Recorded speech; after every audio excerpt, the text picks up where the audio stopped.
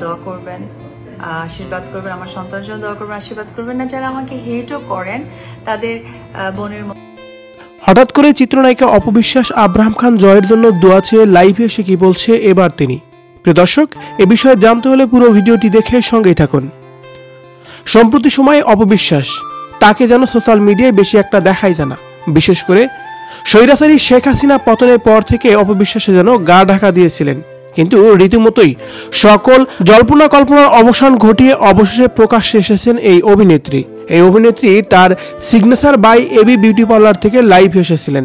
লাইভে এসে অনেক কথাই বলেন সেই সময়। বিশেষ করে তার সিগনেচার বাই এবি বিউটি পার্লারের নতুন একটি ফ্রেশ ওয়াশের বিষয় নিয়ে তিনি কথা বলেন।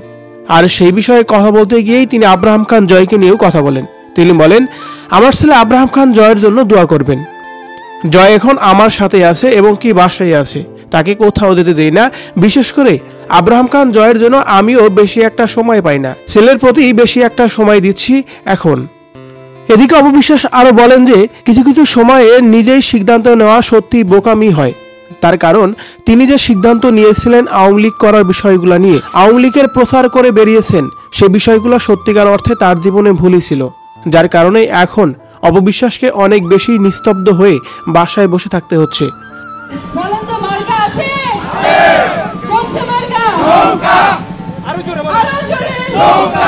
দর্শকদের কবলে পড়তে হচ্ছে, কারণ একজন চিত্রনায়িকা হয়ে পার্সোনালি কোনো দল করা কোনোভাবেই যেন কাম্য ছিল না তার জন্য।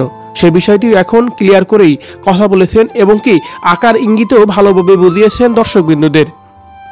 আর হঠাৎ করে লাইভে এসে যেন এরকম ধারণায় দিয়েছিলেন চিত্রনায়িকা অপবিশ্বাস। প্রিয় দর্শক, অপবিশ্বাস আব্রাহাম খান জয়কে নিয়ে বাসায় সময় পার করছেন তিনি, ছেলেকে একটু বেশি সময় দিচ্ছেন অপবিশ্বাস, এমনটি যেন বললেন তিনি। অপবিশ্বাসের কথা নিয়ে যদি আপনার কোনো মতামত থেকে থাকে কমেন্ট করে জানিয়ে দিন কমেন্ট বক্সে।